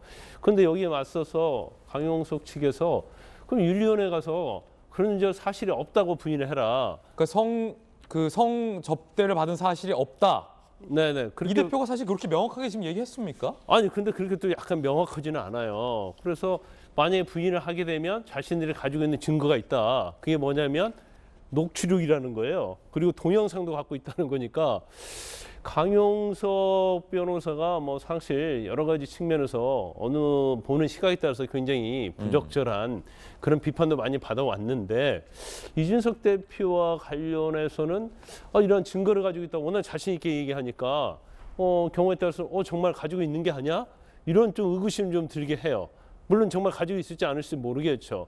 그런데 이 사건 자체가 그 당시에 있었던 사건이 아마 제가 알기로는 사기 사건인데 그 사기 사건 기록의 일부에 나와 있는 걸로 지금 언론에 보도가 되고 있어요. 예. 그러면 그 기록 자체를 과연 가로세로 연구소에서 가지고 있는 건지 또 관련돼서 누가 제보를 해서 녹취록이랄지 동영상을 가지고 있는지는 모르겠지만 계속적으로 가로세로 연구소에 이렇게 얘기하고 있기 때문에 이걸 또 무시할 수도 없는 입장이단 말이에요. 그럼 결과적으로 이준석 대표가 과연 그러한 행위를 했느냐 안 했느냐 이게 세간의 관심이 집중되고 있는 거고 이제 만약에 했다고 한 걸로 드러나면 예. 이준석 대표에게는 정말 정치적으로 치명적이고 또 윤석열 후보에게도 굉장히 부정의 영향을 미칠 거예요. 이제 만약 그렇지 않다고 해도 사실은 의혹 제기만으로도 굉장히 정치에 좀 상처를 입고 있지 않나 예. 그런 생각이 듭니다. 이준석 대표가 이제 허위 사실에 의한 명예훼손 혐의로 고소를 했으니까 이 의혹에 대해서 전반적으로 허위 사실이다라는 입장을 명확히 법적으로 한 셈이 됐군요. 이 강용석 씨 등이 제시한 증거라는 게 대전지검의 수사 자료다라고 몇 장을 공개했어요. 김관삼 변호사님 검찰 출신이시니까 그 자료는 어떻게 보십니까? 이제 뭐 민주당에서 뭐 했다 아니면 윤석열 선대위에서 이준석을 죽이기 위해서 뭐 제공을 했다 하는데 저는 두 개 다 맞지 않은 것 같아요. 이 일반적으로 어떤 낭설이다. 그렇죠. 사건 기록이 있으면요. 그 사건 기록은 정말 검찰의 사건 기록이 맞아 보입니까? 아마 그건 맞을 거예요. 그런데 그럼 사건 기록을 검찰 그런 데서 유출할 수는 없어요. 아니 그러면 네. 그게 어떻게 강용석 씨에게 알려졌는가는 사실은 두 번째 문제고 그 문건이 검찰 문건이 맞다면 그 내용이 사실인지 여부가 가장 중요한 거 아닙니까? 그렇죠. 그런데 그 당시에 어떤 사건의 중점은 이준석 대표가 성매매를 했느냐 안 했느냐 그게 중점이 아니고 예. 이제 다른 사건과 관련해서 조사하다가 그 내용에 나와 있다는 거예요. 예. 그래서 설사 그 안에 이준석 대표에게 내가 성상납을 했다는 주장이 있다 하더라도 그건 검증할 수가 없죠. 아, 저게 검찰 물건이 맞다 하더라도 접대 의혹의 진위 여부는 단정할 수 없다는 말씀이군요. 그렇죠. 그 사람이 예. 자기의 죄를 면하기 위해서 아니면 상대방에게 유죄를 입증하기 위해서 이런 경우가 있었다는 걸 과장되게 또 진술도 해놓을 수 있겠어요. 있을 수 있어요. 그러면 그거 자체는 기록에 나오는 진술 자체는 일방적인 진술이 될 수 있다. 그렇군요. 단 이런 경우는 있겠죠. 그 장소에 갔었고 관련돼서 성상납과 관련된 어떤 비용 지불, 뭐 카드랄지 예. 아니고 그 진술을 뒷받침할 수 있는 다른 사람의 진술이 기록에 남아 있다고 한다면 그건 이준석 대표에게 굉장히 불리해요. 그렇지만 어느 한 명이 단지 일방적으로 자신에게 어떤 유리한 수사 결과를 얻기 위해서 그냥 이 얘기했다고 한다면 그것은 다시 검증해야 할 그러한 사건이라고 볼 수 있죠. 그렇군요. 2013년도 때 일이기 때문에 과연 진위 여부에 대해서 당의 윤리위일지 경찰일지 검증할 수 있을까라는 생각도 한편으로는 듭니다. 하태경 의원은 이렇게 얘기를 했습니다. 들어보시죠. 민주당에서 좀 그 배후에 있는 거 아니냐 의심이 좀 들고요. 그리고 실제로 가세안에서도 민주당에서 이거 다 알고 있다 이 이야기를 하더라고요. 그래서 이 자료를 준 쪽이 어쨌든 민주당하고 연결되어 있지 않겠느냐. 이준석 대표 죽이는 게 결국 누구한테 도움이 되겠습니까? 그래서 우리 지지층들도 이 사건을 좀 차분하게 봐야 된다. 이 결과 이득을 보는 건 결국 민주당이다. 하태경 의원은 일단은 배후에 민주당이 있을 것이라며 이준석 대표를 변호했습니다. 자, 강용석 변호사는 이에 대해서 반박을 했는데 함께 보시죠. 사건 피해자부터 제보받았다. 그러니까 민주당이 배후에 있는 거 아니다라는 거죠. 사건 기록 전체도 PDF 파일로 넘겨받았다. 물리학과 나와 법알무신 하태경 쥐뿔도 모르면서 말도 안 되는 음모론 내놨다. 아무데나 숟가락 놓다간 안민석처럼 되는 거 한순간이다라고 반박을 한 상황입니다. 이게 진위 여부를 가려내는데 굉장히 지리한 공방과 시간이 걸릴 걸로 보입니다. 굉장히 오래전 일이기 때문에 문제는 박정현 실장님, 네. 문제는 이거 진위 여부 따지다가 대선 다 간다라는 게 윤석열 후보나 국민의힘 입장에서 굉장히 큰 리스크가 될 것 같고 당장 윤석열 후보를 돕고 있는 심평 변호사가 이런 얘기 내놨습니다. 심평 변호사의 이야기입니다. 이 의혹이 거짓이라도, 그러니까 성상납이 없었더라도 이 대표는 사퇴해야 된다. 심평 변호사, 이준석 대표, 폭로 사실 진위 여부 떠나 당 대표직에서 물러나야 된다. 지금 진보 매체, 여성단체, 여당 여성 국회의원 모두 침묵 중. 의도된 침묵은 이 대표에 대한 호의다. 적군 도움받는 장소가 어찌 아군의 장소로 전쟁을 지휘하겠나. 그리고 심평 변호사의 사실 취지는 이 발언보다도 이 진실 공방을 하다가 대선 다시 나간다. 당 대표에 있는 한 이게 사실이든 사실이 아니든 후보에게 리스크가 된다. 라는 지적이었거든요. 그런데 박정현 실장님, 이 지적이 사실 굉장히 뼈아픈 지적 아닙니까? 진위 여부를 떠나서. 힘들어요, 사실은. 내부적으로 굉장히 좀 곤혹스럽고 힘든 상황인데 지금 앞으로 전진해야 되는 저희 선대위 입장으로서는 뭐 이런저런 것들이 걸림돌로 작용하는 게 힘들기 때문에 뭐 심평 변호사 말씀하시는 것처럼 뭐 대표직을 당장 사퇴라까지는 아닙니다만은 이게 오래 갈수록 저희 선거하는데 절대 도움이 되지 않는 상황이기 때문에 저는 뭐 조속한 시일 내 이준석 대표든 가로세로 연구원이든 연구소든 뭐 해서 국민들의 의혹을 과거 우리 이재명 후보한테 대장동 의혹 분명하게 밝히라고 요구했던 것처럼 스스로 먼저 다 정리를 하고 국민들의 판단을 받을 수 있도록 해서 더 이상 이 건이 지금 윤석열 후보와 국민의힘 선대위가 앞으로 나가는데 걸림돌이 안 됐으면 하는 바람을 갖고 있습니다. 선대위에서 공식적으로 이 의혹과 관련돼서 문제 제기나 논의가 된 바가 있습니까? 아직은 뭐 그런 건 없었습니다. 아직까지는 공식적으로 없습니까? 없었고 양측 주장이 너무 첨예하게 예. 대립하고 있어서 사실관계를 파악할 수 없는 상황이기 때문에 아직 내부적으로 이 건에 대해서 논의한 적은 없습니다. 그러면 이 의혹과 지금 상황이 그냥 지금처럼 공론화되지 않고 덮어두고 갈 수 있는 상황이라고 보십니까? 아니면 이게 후보의 선거에 영향을 주는 문제가 될 수도 있다라고 보십니까? 이미 지금까지 왔기 때문에 이거를 뭐 그냥 유야무야 덮어놓고 갈 수 있는 상황은 그런 상황은 지났다고 내부적으로는 판단을 하고 있습니다. 그렇군요. 따라서 조속한 시에 결론을 내주는 게 어느 측이든 옳은 입장이라고 생각을 합니다. 네. 지금 양측의 입장이 너무 첨예해서 박 실장님 진위 여부에 대해서 가려낼 수 있을까요? 이거 뭐 자칫 서로 법적 공방을 벌이다 대법원까지 가면 시간이 많이 길어질 텐데요. 그러니까 그런 점에서 참 곤란해요. 지금 뭐 당장 당 선대위에 윤리위에 이 대표가 합류할지 말지를 고민하는 데 있어서도 중요한 고려 사항이 될 것 같은데요. 내일 김종인 위원장이 뭐 이 대표하고 만난다고 합니다만은 지금 현재는 일방적인 주장이기 때문에 저는 이준석 대표가 선대위에 관한 한 전향적인 입장을 가지면 저는 뭐 이 건에 대해서는 저희가 깊이 고려할 대상은 아니라고 생각을 합니다. 네, 박정희 실장님 의견 들어봤습니다. 두 번째 핫삼 소식의 정체 공개하겠습니다. 함께 보시죠. 일넷의 정체는 바로 이재명 후보의 부인 김혜경 씨.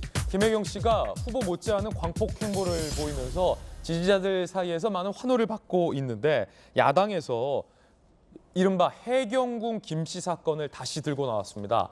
사실 검찰에서는 문제 삼지 않았지만 경찰 단계에서는 해경궁 김씨가 김혜경 씨일 수 있다라는 일각의 의견을 내놓은 바 있었는데 야당이 다시 그 사건을 꺼내 든 겁니다. 이야기 들어보시죠.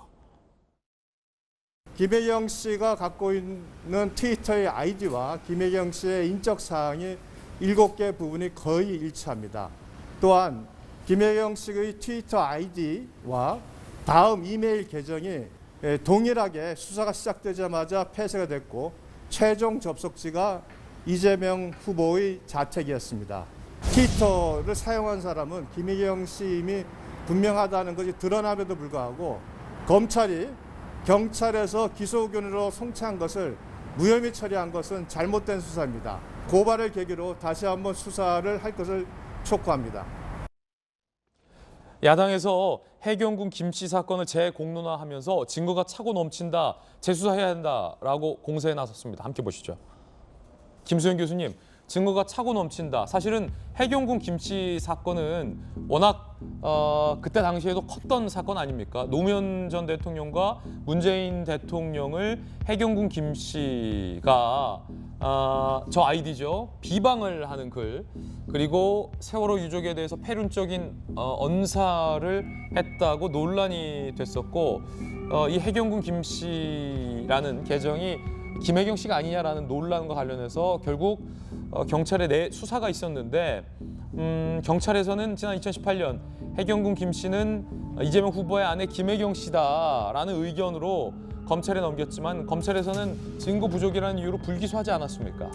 네, 사실 그 2017년에 그 해경궁 김 씨라는 닉네임을 사용하는 트위터 계정주가 자신의 트위터에 여러 가지 막말을 많이 남겼습니다. 뭐 노무현 대통령에 대한 모욕은 뿐만 아니라 세월호 유족들에 대한 굉장히 패륜적인 이야기들까지 남겨서 도대체 이 해경궁 김 씨가 누구냐를 이제 좀 뒤져보니 이제 이 해경궁 김 씨가 자기의 특징이라고 공개한 부분, 뭐 아들이 2명, 뭐 성남시에 거주하고 있고 악기를 전공하고 아이폰을 사용하고 기타 등등의 본인이 그 오픈한 본인이 공개한 그런 특징이 너무나도 그 김혜경 씨의 특징과 맞아 떨어지다 보니까 경찰은 여러 가지 수사 끝에 이것은 김혜경 씨가 맞다라는 의견으로 기소 의견으로 검찰에 송치를 했었는데 자, 지금 야당에서 제기하는 증거가 차고 넘친다라는 것 화면 보면서 자세히 설명해 주시죠. 네, 그 이제 저 정의를 위하여라는 이름으로 쓴 그 해경궁 김 씨라는 사람이 뭐 이제 노무현 대통령에 대해서도 많이 욕을 하고 했는데 그 프로필을 보면 성남시에 거주하고 있고 아들이 2명이고 악기를 전공하고 있고 휴대전화 번호가 뭐 이러이러하다라고 해서 이 모든 게 이제 김혜경 씨의 특징과 일치하는 겁니다. 그렇다 보니까 아무래도 이것은 해경궁 김 씨가 김혜경 씨가 맞다라고 추정할 수 있는 근거가 너무 넘쳐난다고 생각을 하는 거죠. 그리고 특히나 지금 야당에서 새롭게 발견됐다고 하는 증거라는 게 뭐냐면은 그 해경궁 김 씨라는 사람이 트위터를 가입할 때 보통 이제 자기의 이메일 아이디를 사용해서 이제 가입을 하게 되는데 그때 사용했던 구글 이메일의 아이디하고 지금 분당 우리교회의 김혜경 씨가 가입할 때 그 홈페이지에 가입할 때 사용한 아이디가 동일하다는 겁니다. 그렇다 보니까 이렇게 많이 동일하게 일치하는 사람이 대한민국에 2명이 있다는 게 말이 되느냐. 분명히 김혜경 씨가 분명하다. 그리고 그리고 새로운 증거가 발견된 만큼 다시 이것을 수사해야 된다라는 입장으로 나오고 있는 건데요. 이제 아무래도 지금 이재명 후보 측에서는 계속 김건희 씨 리스크를 이제 이야기하면서 이제 영부인의 역할이 중요한데 공적 검증을 받아보니 굉장히 김건희 씨가 부적절하다는 식으로 지금 공세를 펴고 있잖아요. 그러다 보니 국민의힘 쪽에서는 김혜경 씨라고 해서 그러면 굉장히 영부인에게 적합하느냐, 과거에 이런 전력이 있었고 심지어 경찰에서는 해경군 김 씨, 노무현 대통령에 대해서 모욕하고 세월호 유족에 대해서 폐륜적인 언사를 했던 해경군 김 씨가 김혜경 씨라는 논란이 있었고 경찰에서 맞다고 확정적으로 얘기하기까지 했었는데 이런 사람은 그럼 도대체 영부인에게 적합할 것이냐라고 좀 공격하기 위해서 아마 이 지난 사건을 다시금 끌고 나온 게 아닌가 하는 생각이 듭니다. 김수영 교수님이 잘 설명해 주셨는데 전윤규 의원님, 지금 야당의 의혹은 분당 우리 교회에 김혜경 씨가 가입한 아이디와 당시 논란이 됐던 해경궁 김 씨, 그다음에 구글의 아이디가 동일하다라는 건데 사실 저 아이디를 보시면 알겠지만 단순한 아이디는 아닙니다. 영문과 여러 가지 기호가 조합된 아이디인데 숫자도 있고요. 그리고 굉장히 길죠. 몇 자리입니까? KHK631000 9자리의 아이디가 여러 군데에서 동일하게 일치할 수 있는 우연, 이 확률이 굉장히 좀 일반적으로는 적은데 해경군 김 씨, 김혜경 씨 아닙니까? 사실 그 전에 이야기해야 될 것이 지금 국민의힘에서 증거라고 가지고 온 것들이 사실 기존에 나와 있던 내용이기 때문에 저희는 이거 흠집내기식 마타도어다 이렇게 볼 수 없는 것이고요. 이미 2018년도에 검찰에서 그 김혜경 씨 것으로 단정할 수 없기 때문에 기소를 중지한 그런 사건입니다. 그래서 국민의힘에서 가지고 나왔다고 하는 것도 결국 그 분당의 모 교회에서 사용한 이메일 계정인데 이것도 다양한 사람들이 사용하고 있는 공동된 아이디라고 해서 단정할 수 없다라고 기소 중지를 내린 사안인데 이거 내가 새로운 증거니까 다시 한번 수사해봐라고 검찰 다시 고발하는 것은 기존에 있던 것을 가지고 새로운 증거라고 이야기하면서 이렇게 고발을 다시 한 것이기 때문에 저희는 이거는 그냥 김건희 씨에 대한 이렇게 반박의 용도로 흠집내기식 마타도어로 저희는 볼 수밖에 없는 그런 상황입니다. 사실 그래서 이것을 사실 신뢰할 수 없는 이런 형국이다. 저는 그렇게 보고 있습니다. 그렇군요. 야당에 따르면은 김혜경 씨가 분당 우리 교회 회원 가입했을 때 그 KHK631000을 썼는데 야당의 주장에 따르면 근데 이 KHK631000이 해경군 김 씨가 트위터를 가입할 때 Gmail 아이디다. 그러니까 해경군 김이 썼던 이 아이디와 김혜경 씨가 분당 우리 교회에 가입했을 때 썼던 아이디와 일치한다라는 주장이잖아요. 이건 맞습니까? 그러니까 이 내용도 2018년도에 다 나왔던 내용인데 이게 다인 간에 사용했던 이제 공동 아이디라고 해서 KHK631000이요. 그렇죠. 그래서 단정 지을 수 없다라고 검찰에서 기소 중지를 했던 그런 사건입니다. 그러면 김혜경 씨는 저 KHK631000을 분당 우리 교회 아이디로 사용하긴 했습니까? 그것은 저희도 이제 확인이 좀 불가능한 사안인데요. 그러니까 단정할 수 없다라는 것이 다인 간에 사용했던 내용이라고 이렇게 봐주시면 좋을 것 같습니다. 2018년 소환 조사 당시의 모습도 준비되어 있습니다. 함께 보시죠. 경찰 공개에 출석한 심경이 먼저 어떠신지 말씀해주세요. 하실 말씀 없으신가요? 한 말씀 부탁드립니다. 트위터 계정 소유에 대해서 어떻게 생각하시나요? 아니라는 거 말씀하셨는데 사실인가요? 진실이 밝혀지기를 바랄 뿐입니다. 트위터 계정하고 다음 아이디가 똑같은 것이 자택에서 발견됐는데 그거에 대해서 어떻게 생각하십니까? 저도 힘들고 억울하지만 우리 안에 경찰 결과 모두 우연이라고 생각하세요? 자, 지금 경찰, 검찰 그때 당시 수사가 어떻게 된 겁니까? 김만선 변호사님. 일단 말이죠. 아까 우리 김수경 교수께서 설명을 자세히 해줬잖아요. 그러면 전체적으로 보면 이 아이디 김혜경 씨 맞고 그 올린 문구도 김혜경 씨가 올린 게 맞지 않아 이렇게 생각할 수밖에 없는 상황이에요. 상황 자체는. 이제 그런데 이제 제일 중요한 것 중에 하나가 이제 우리가 그 트위터에 가입하려면 이제 이 구글 아이디 해가지고 가입을 하잖아요.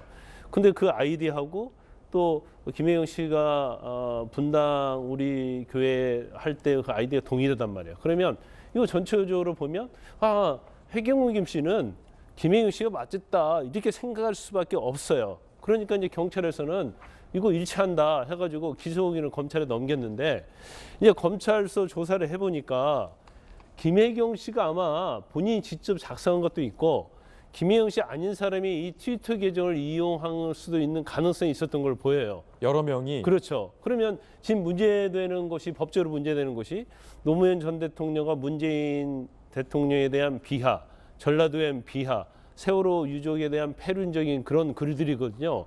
그러면 그 글을 김혜경 씨가 써서 올린 거냐 아니면 아이디를 공유했던 사람이 써서 올린 거냐 누가 써서 올린 거에 대해서는 특정이 어려웠던 것 같아요. 검찰에서는. 아니 그럼 검찰 주장이 맞다 치더라도 검찰 논리가 맞다 치더라도 야당에서 제기하는 건 자 여러 사람이 그 아이디를 썼다 치자.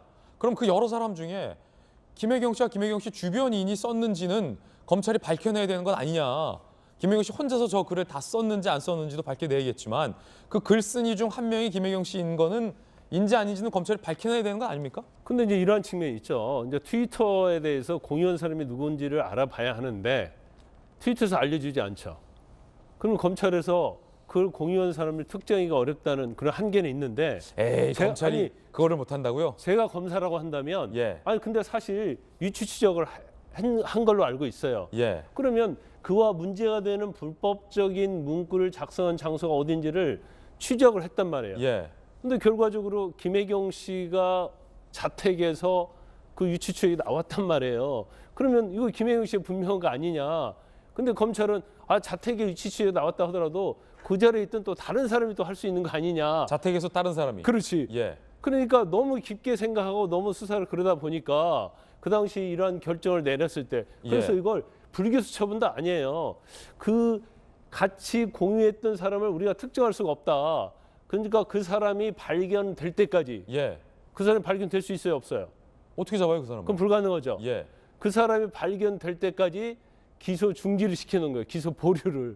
그러면 결과적으로 이건 영구미제가 되는 거고 결국 없던 것이 되는 거예요. 그래서 지금 국민의힘에서 주장하는 것은 새로운 증거. 예. 근데 새로운 증거가 그중에 아이디를 누가 썼던 사람이 있다던가 아니면 이것은 김혜경 씨 혼자 한 게 분명하다는 새로운 증거가 있다고 한다면 기소 중지됐던 사건에 대해서 재기 수사 요청할 수가 있어요. 그럼 검찰에서 그 고발자의 어떤 그런 제보가 있어서 보니까 이건 검찰이 그 당시에 가지고 있지 않는 새로운 증거예요. 그러면 검찰은 당연히 수사를 재개해서 김혜경 씨가 맞는지 안 맞는지 다시 수사를 해야 할 어떻게 보면 의무가 있다고 볼 수 있는 거죠. 김광선 변호사님 그렇게 말씀하시지만 지금 뭐 검찰이 그런 거 해요? 안 하잖아요. 어떻게 분당교회 아이디하고 지메일 아이디하고 트위터 계정을 어떻게 세 가지를 공용으로 쓸 수 있어요? 이게 말이 돼요? 그리고 마지막 그 트위터 계정이 쓰였던 장소가 이재명 후보 자택인데 그래서 경찰이 얘기를 해서 맞다고 경찰은 한 거를 검찰이 이렇게 넘긴다? 말이 되는지 싶고요. 새로운 증거가 필요해서 검찰이 새로 수사해야 되는데 안 할 거니까 저희가 얘기하는 거는 자 이게 만약에 맞다면 뭐 아니면 아니라고 분명하게 딱 잘라 말씀을 하시거나 맞다면 이렇게 하시는 김혜경 씨가 만약에 대통령 영부인이 된다면 국정 개입을 김건희 씨보다 더 할 거냐 안 할 거냐 국정농단을 김건희 씨보다 더 심하게 할 거냐 안 할 거냐를 국민들이 판단해달라는 주장이에요. 검찰은 아무리 해도 안 할 겁니다. 새로운 증거 못 나옵니다. 그러니까 국민의힘은 이럴라고 지금 재고발을 한 걸로 밖에 볼 수가 없는 겁니다. 예. 왜냐하면 지난번 2018년도에 기소 중지로 끝난 사안인데 새로운 증거로 가면서 기존에 있던 증거를 가지고 오면서 이렇게 논쟁거리로 만들어서 마치 김건희 씨의 물타기를 하려고 하는 의도로 가지고 나온 거기 때문에 저는 이것을 도저히 용납할 수 없는 사실이다. 저는 그렇게 보고 있습니다. 네. 이거는 검찰이 잘못했네. 아니면 아니다. 기면 기다. 검찰이 판단을 해줘야지. 아무 판단도 안 하고 이게 뭡니까 검찰이? 그렇죠. 불만이죠. 검찰 판단에 대해서. 그렇죠. 검찰 판단에도 분단이죠. 불만이죠. 그게 대한민국 검찰이에요. 지금 현재. 김광선 변호사님 잘못했네. 검찰 출신이잖아요. 왜 검찰이 그렇게 합니까? 근데 말이죠. 뭐 저도 뭐 검사 해봤지만 예. 일반적으로 애매한 사건 결정 내리기 어려우면 편법으로 이렇게 하는 경우가 있어요. 검찰이. 왜냐하면 제3자의 의견을 예. 들어보기 전까지는 알겠습니다. 이 사건을 결정할 수 없다. 네. 그렇게 판단을 해버리면 절충행위거든요. 그러다 보니까 사실은 고소를 하고 피의자들은 검찰의 어떤 참고인 중지를 이유로 기소 중지하는 것에 대해서 굉장히 불만이 많죠, 사실은. 참 우리 검찰이 말입니다. 대한민국 최고의 수사력을 갖고 있는 걸로 제가 알고 있는데 정치적으로 첨예한 사건에 대해서는 그 수사력이 안 나오는 것 같아서 참 의문입니다. 자, 이 사건 진실공방 양측의 주장 팽팽하게 들어봤습니다. 세 번째 뜨거운 소식 정체 공개하죠. 두 책이 지금 베스트셀러 그리고 예약 1위에 각각 올랐습니다. 박근혜 대통령의 옥중 서신과 이재명 후보 형제의 불화를 다룬 그래서 민주당이 출판 배포 금지 가처분 신청을 한 그 책 모두 다 인기가 뜨겁다고 합니다. 먼저 박근혜 전 대통령의 옥중 서신 관련 내용부터 함께 보시죠. 자, 진실은 반드시 온다. 옥중 서신을 모은 그리움은 아무에게나 생기지 않습니다. 2019년 지지자들에게 사기가 판을 치는 시절엔 진실을 이야기하는 게 혁명이라는 조지 오웰이 생각난다. 진실은 더디게 올 수 있지만 반드시 온다고 믿는다. 이런 글을 박근혜 전 대통령이 옥중에서 2019년에 지지자에게 편지를 썼다라고 합니다. 그래서 출판사 측에서 공개한 내용에 따르면 이 그리움은 아무에게나 생기지 않습니다라는 책 내용 중에 일부가 박 전 대통령이 지지자에게 쓴 이 편지 내용이 온다. 사기가 판을 치는 시절엔 진실을 이야기하는 게 혁명이라는 조지 오웰이 생각난다. 진실은 더디게 올 수 있지만 반드시 온다고 믿는다라는 글이 있다고 합니다. 김소영 교수님, 박근혜 전 대통령이 옥중에서 지지자들과 이 같은 편지를 많이 주고받았던 모양이에요?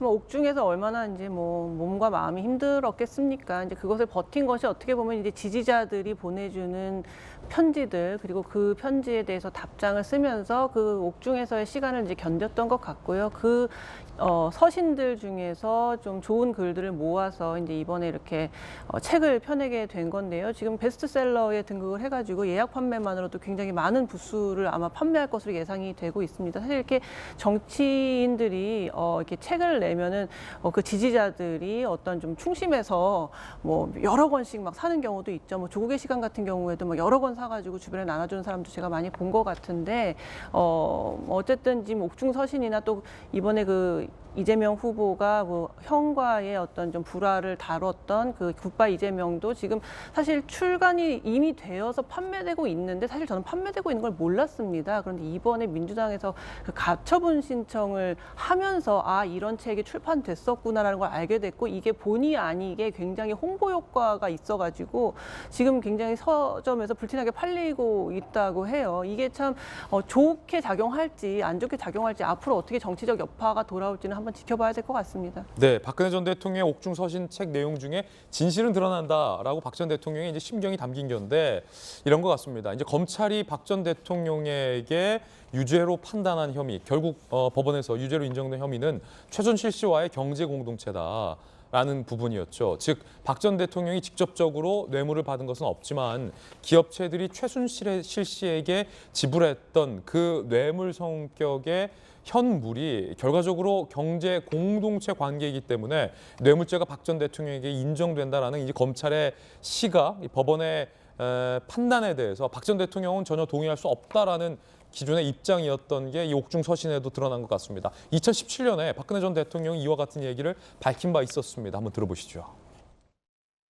최순실과 박 대통령이 사실상 경제적 동일체다.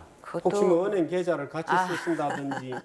그런 거 없고요. 그 자체도 또 말도 안 되는 거짓말입니다. 그래서 어떻게 희한하게 경제 공동체라는 말을 만들어냈는데 그거는 엮어도 너무 어거지로 엮은 거고요. 그러니까 이번에 비로소 알게 된 일들을 보면서 야, 그런 일도 있었구나.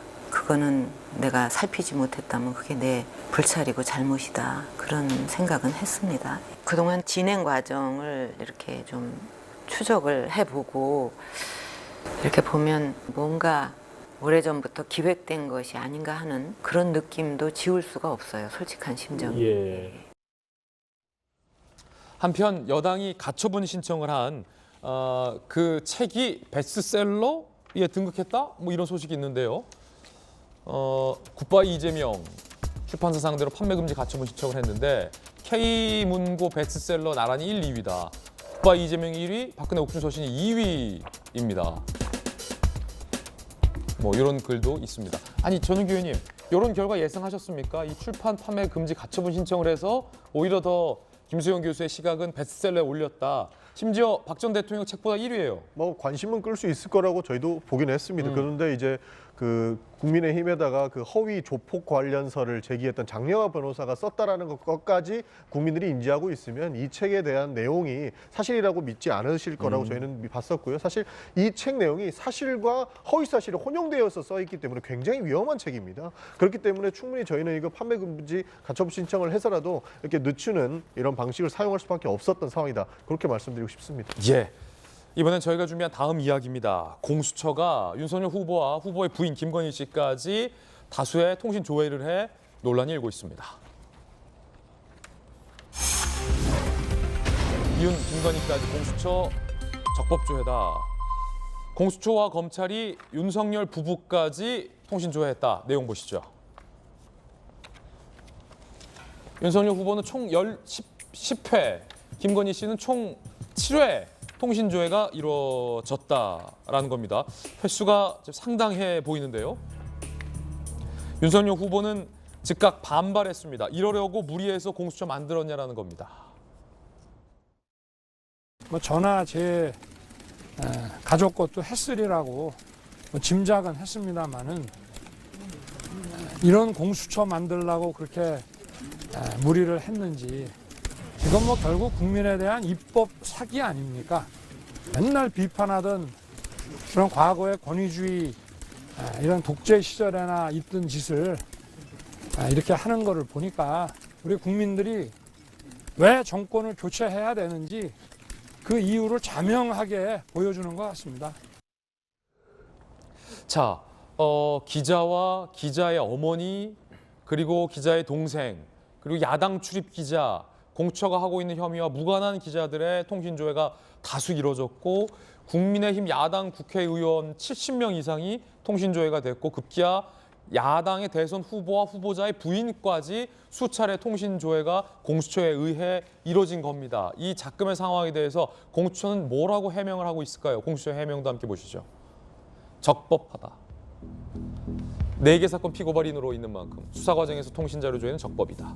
부인 김 씨도 윤 후보 한동훈 검사장과 통화 기록이 많아 조회됐다라는 공수처의 짤막한 해명. 이 공수처의 해명에 대해서 야당은 매우 반발하고 있습니다. 엽기적이라는 겁니다. 민주정부를 가장한 현 정권의 엽기적인 행각입니다. 지금까지 밝혀진 것만 해도 국회의원 78명, 후보자에 대해선 10회 불법 사찰의 정황이 드러나고 있습니다. 공수처가 야당 수사처, 야수처가 될 것이라고 제가 여러 차례 단언해서 말씀드렸습니다만 그 얘기는 정확한 사실로 드러나고 있습니다. 해야 될 수사는 하지도 않고 야당 뒷공무니 뒤쪽 싸움만 하고 있는 공수처야말로 가장 불법적인 조직이고 즉각 해체돼야 마땅합니다. 국회 차원에서 김진욱 처장에 대해서 철저하게 책임을 묻고 즉각 탄핵시키도록 조치할 것입니다. 야당 의견 들어보죠. 저는 뭐 지금 2021년 말입니다만 대한민국에서 이런 일이 있을 수가 있는지 싶은 생각이 듭니다. 그러니까 야당 의원들 지금 80여 명에 가까운 사람들, 뭐 그거는 뭐 공수처가 뭐 수사 대상이라고 하니까 그렇다 쳐도 수사 대상과 전혀 관계없는 일반인들, 그다음에 일반 기자들, 그리고 야당 후보의 여동생, 부인, 대변인까지도 다 이렇게 갖고 통신 기록을 조회하는 게 무슨 목적으로 저렇게 했는지 잘 이해를 못하겠고요. 지금 저희 당 일각에서 얘기하는 것처럼 정말 정권 보위를 위해서 게시타포처럼 움직이는 것 아닌가라는 생각인데, 저는 공수처가 두 가지에 대해서 분명히 해야 된다고 생각합니다. 첫째는 지금 적법하다고 얘기하는데요. 그게 어떤 사건 때문에 어떤 목적으로 저렇게 했는지, 그리고 본인들은 왜 적법하다고 주장하는지 얘기해야 되고요. 두 번째 진짜 궁금한 건데, 윤석열 후보 주변을 조사하기 위해서 적법하게 했다고 할 수 있는데, 자, 고발 사주뿐만 아니라 한명숙 전 총리 사건 무마까지 포함해서 4가지를 지금 공수처가 윤석열 후보를 피의자로 삼았어요. 그때 당시도 이게 뭔지, 이게 왜 피의자가 돼야 되는지 논란이 있었습니다만 결과적으로 이렇게 야당 후보를 털기 위해서, 그리고 야당 후보가 온전하게 선거에 임하는데 방해하기 위해서, 선거에 개입하기 위해서 공수처가 저렇게 한 건 아닌지, 그래서 아직도 오랜 시간이 걸렸는데도 결과 내놓지 않고 그냥 사건 가지고 가면서 이렇게 필요할 때마다 털고 있는 건 아닌지, 전 두 가지 논리에 대해서 답변해야 될 때가 됐다고 생각합니다.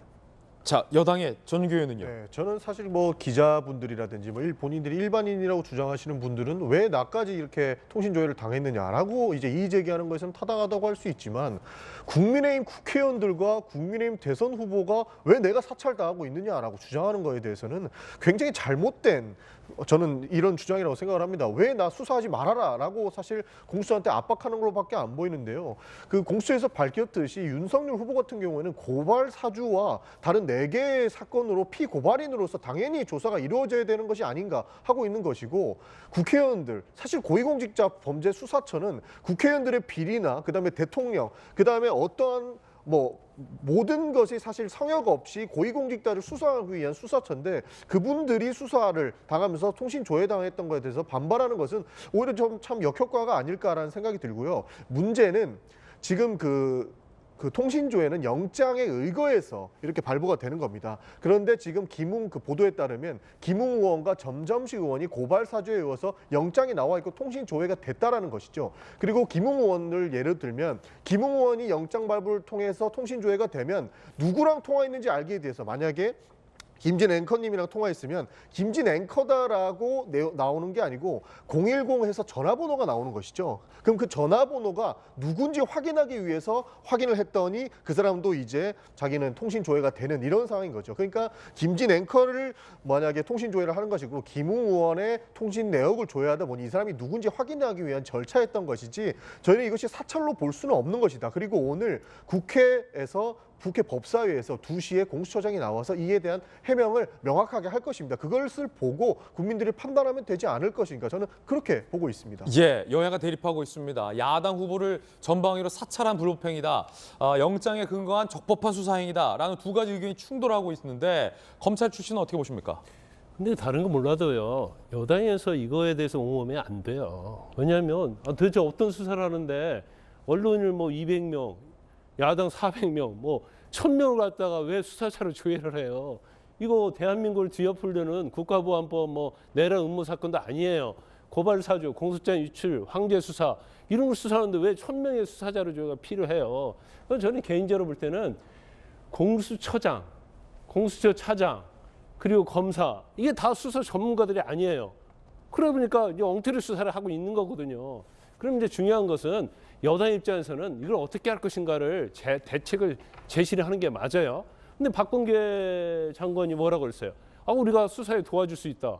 공수처가 정치의 중립성, 공정성을 해야 하는 기관인데 어떻게 검찰에서 수사를 도와줘요? 이게 말도 안 되는 거예요. 그리고 이거 신생으로 공수처가 설립됐으니까 좀 잘 봐줘라 이 얘기를 하는데, 수사의 전문성은요, 이게 1년, 2년 한다고 해서 되는 게 아니에요. 5년, 10년 이 경험적 노하우가 있어야 돼요. 근데 수사 전문 인력이라는 사람들이 수사 경험이 없잖아요. 이런 식으로 몇 년 동안 계속 갈 겁니까? 고위공직자 수사처가 고위공직자를 부패를 잡아라는 거 아니에요?